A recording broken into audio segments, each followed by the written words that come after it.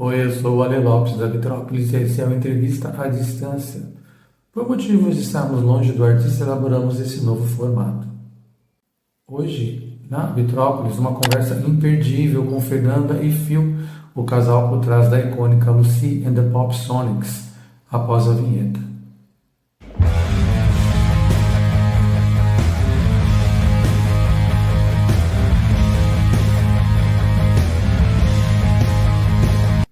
Direto de Brasília, eles reinventaram o rock alternativo nacional, com guitarras sujas, baixo marcante e a inconfundível batida da bateria eletrônica Lucy. Desde 2005, o duo Masca Lucy colocou a capital no mapa do indie brasileiro com músicas curtas, ácidas e dançantes. Foram pioneiros ao unir o punk, eletro e estética pop na forma autêntica. Conquistando fãs dentro e fora do país, seu disco de estreia, A Fábula ou A Farsa de Dois Eletropandas, virou referência para toda uma geração de bandas independentes. E com o sucessor Fred Astaire, produzido por John, do Pato Fu, eles reafirmaram sua originalidade. Além do som, sempre ditaram moda com reverência e identidade. Dá o play e vem com a gente nessa viagem Pop Sonic. Você surgiu em 2005 com uma proposta bem inusitada e futurista. Como era a cena musical de Brasília naquela época e o que vocês sentiram e o que poderiam trazer de diferente com os Eletropandas? Bom, na verdade, a gente já estava na cena desde os anos 90. A gente tinha uma banda no final dos anos 90 que era gótica, chamava Umbral, e a gente participava da cena musical gótica de Brasília e a gente assistia já a cena indie, a gente era muito fã do Divine. E nos anos 2000 tinha o Móveis, o Clube Silêncio, Boigerião e Proto. A gente acompanhava a cena da Protons, que era um selo musical aqui de Brasília de hardcore.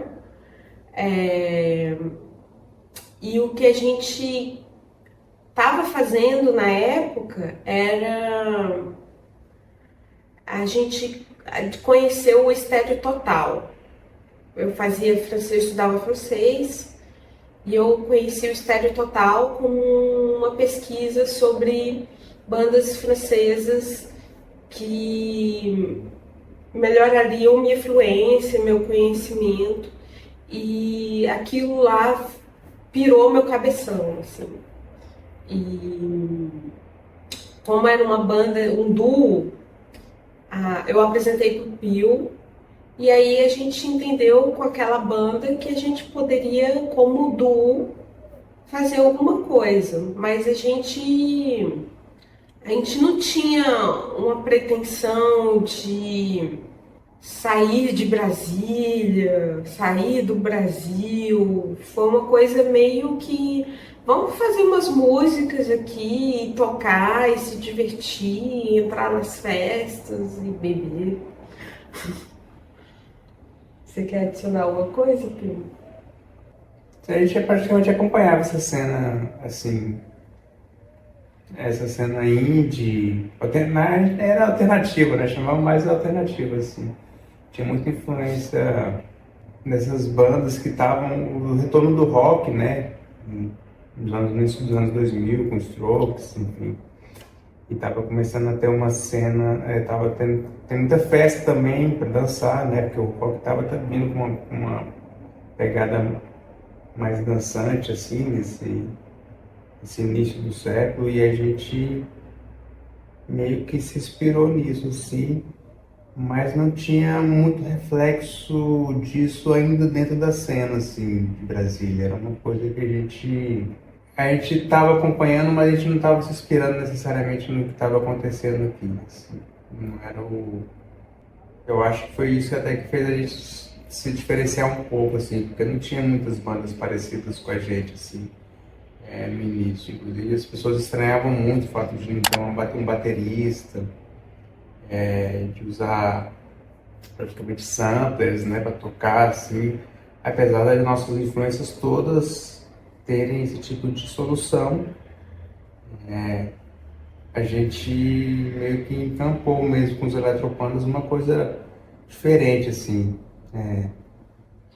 Tinha até gente que achava que não era rock, assim, porque não tinha bateria, né? As letras da banda sempre misturaram humor, crítica e elementos do universo tecnológico. Como vocês enxergaram a atualidade em que inteligências artificiais e ameaças globais deixaram de ser só ficção? Eu acompanho, a gente sempre, na verdade, é isso, né?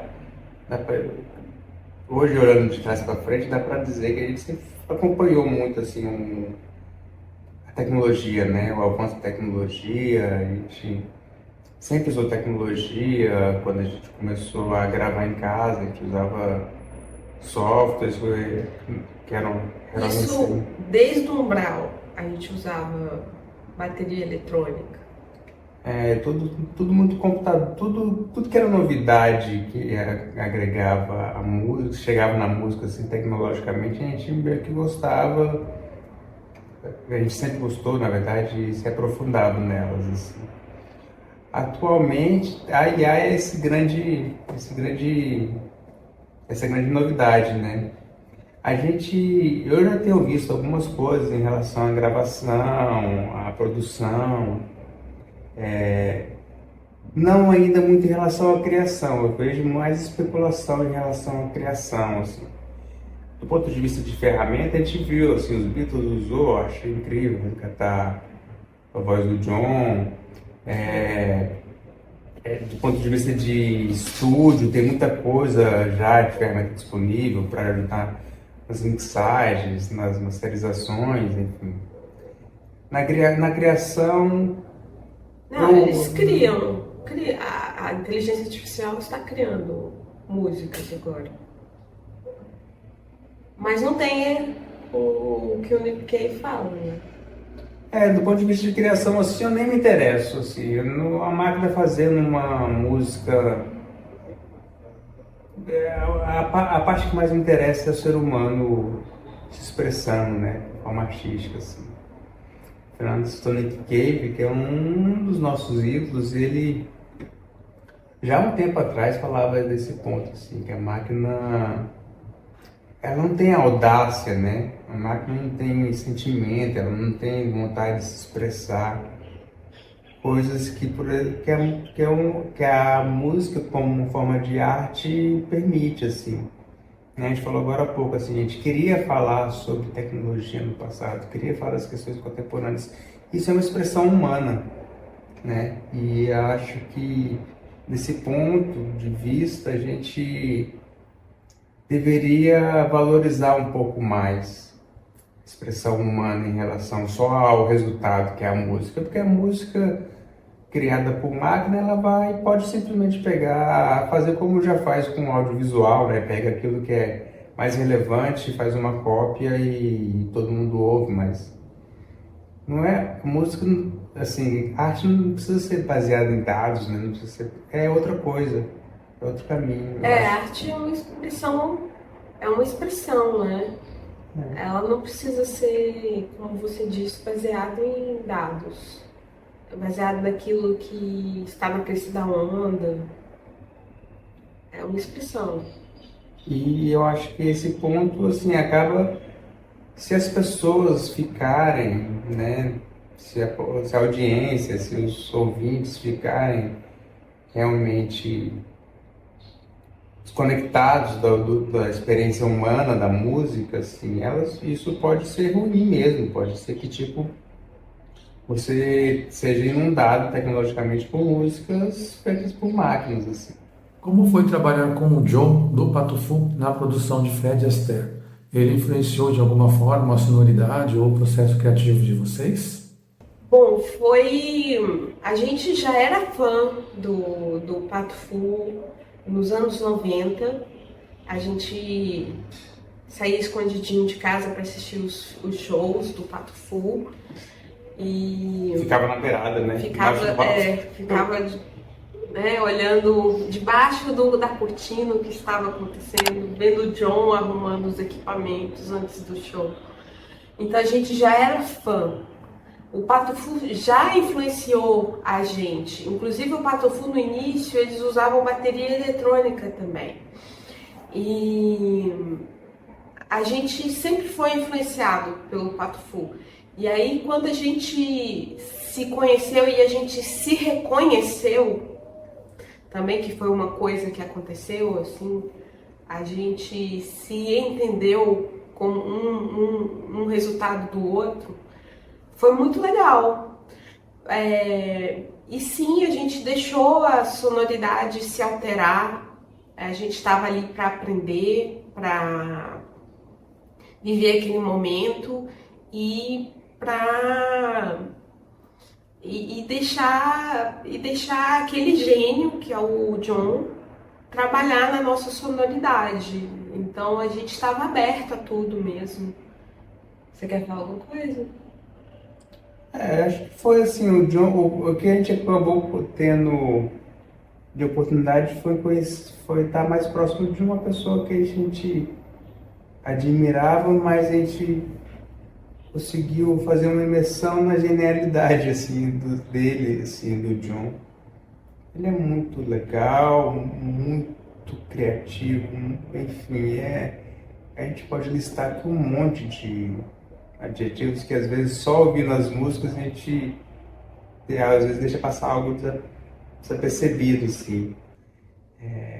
A gente teve a oportunidade de ter toda essa experiência dele num processo que era muito similar ao que ele fazia, assim, então deu esse match, assim, ó, foi perfeito na minha visão. E sem contar que foi ele que nos incentivou a colocar o Beto Cavani na bateria e que foi uma experiência super legal, assim. Então eu só tenho a agradecer o momento, a experiência e a vivência disso. Vocês tocaram em festivais como Goiânia Nós e até no South by Southwest. Qual foi o show ou a situação mais marcante dessa trajetória até agora?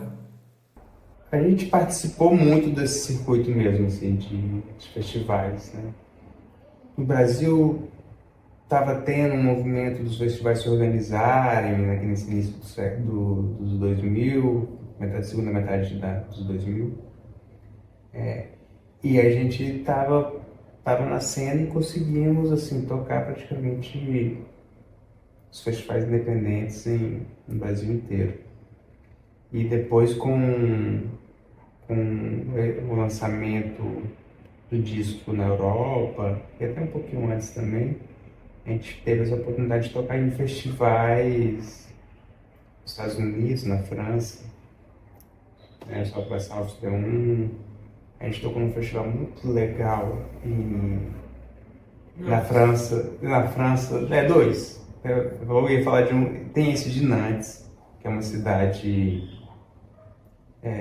da França, perto do Atlântico, assim, e é uma cidade universitária, então foi uma experiência impressionante, assim. Era um festival quase de... não era só de música, assim, ele era ele era transversal, né? Tinha apresentações, visuais, enfim. E aí isso foi muito legal, a gente conheceu um monte de gente legal lá, muito banda legal. E teve um também que a gente tocou, né, em Paris, aquele que era só para bandas com meninas. Femme Semelle. Le Femme Semelle. Que também foi muito legal, assim, eu acho que eles existem até hoje, assim, eles focam em Bandas com mulheres. bandas com mulheres, assim, então isso foi em Paris e também foi muito legal. Mas eu acho que a situação mais marcante não é nem os shows no festival, assim. O que eu mais sou grato, assim, nesse período, é a experiência de estrada mesmo, de tour. É uma coisa impressionante, assim, você tá se dedicando e viajando e conhecendo pessoas em várias cidades do mundo, fazendo amigos. A gente tem amigos até hoje por conta desse período, assim. a gente vai encontrando pessoas com a mesma afinidade, né? Porque, enfim, tá todo mundo ali naquela expectativa de fazer algo para cena, para música. É essa experiência de você tocar, descer, montar sua banquinha, porque na época a gente vendia CD na banquinha. E essa experiência era muito legal mesmo, de conversar com as pessoas se aproximarem, e você ter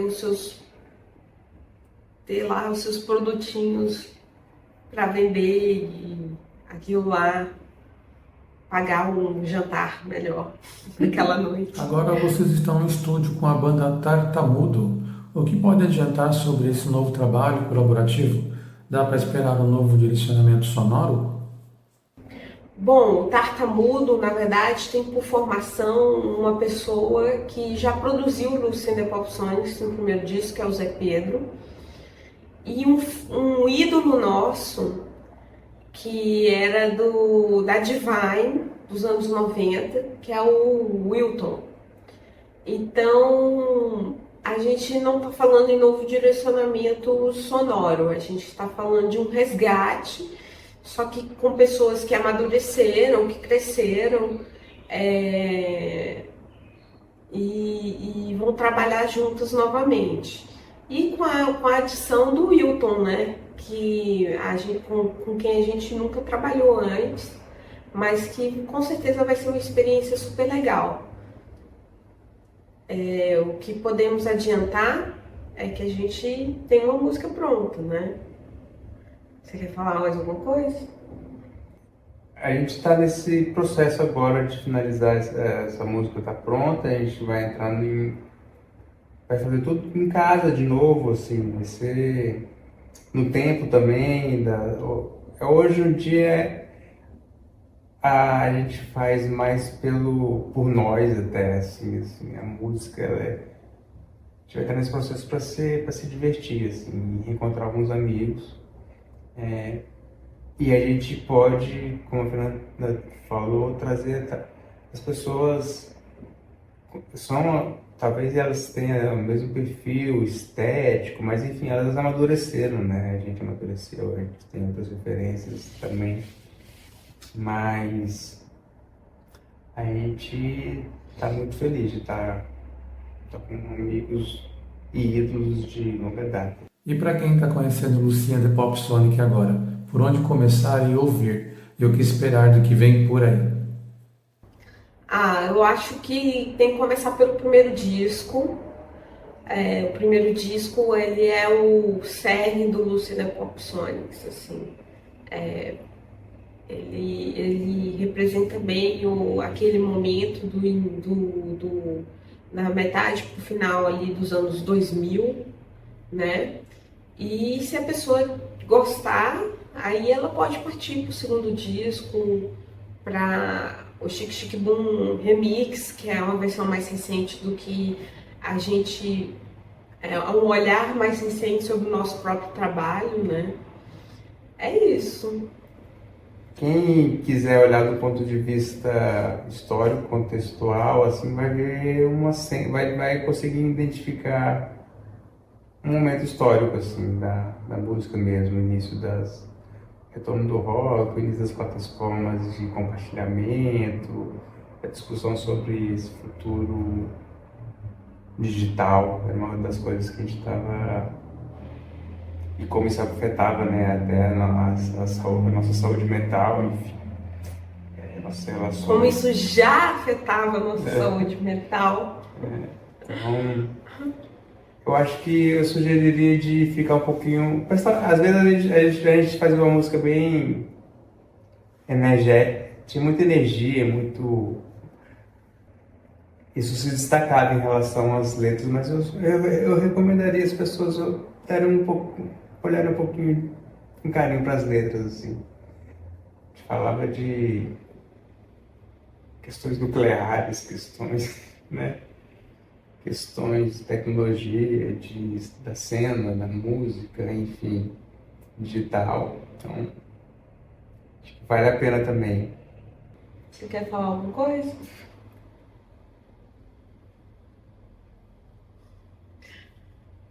Obrigado, pessoal. Lucy The Pop Sonics. Ouça lá no Spotify, No Spotify, no Apple Music, no Deezer, tem tudo que é lugar, no YouTube. É isso. Lucy The Pop Sonics. Se curtiu essa entrevista, não esquece de deixar seu like, se inscrever no nosso canal e comentar aqui embaixo o que mais achou legal na trajetória dessa banda. Isso ajuda muito a gente a continuar trazendo grandes entrevistas para vocês. E se você tem uma marca ligada à música e quer colar com a gente, vem trocar uma ideia. A Vitrópolis está aberta para parcerias. Chama no zap 11 97400 3320. Na sequência já vem novidades. Novo formato, nova parceira de entrevista, Viviane Aranha, direto do Bar Confrades em Itu. Quem chega com a gente é a banda Cigarros Molhados de São Paulo. Porque aqui é simples, se tá na vitrolinha, tá na Vitrópolis.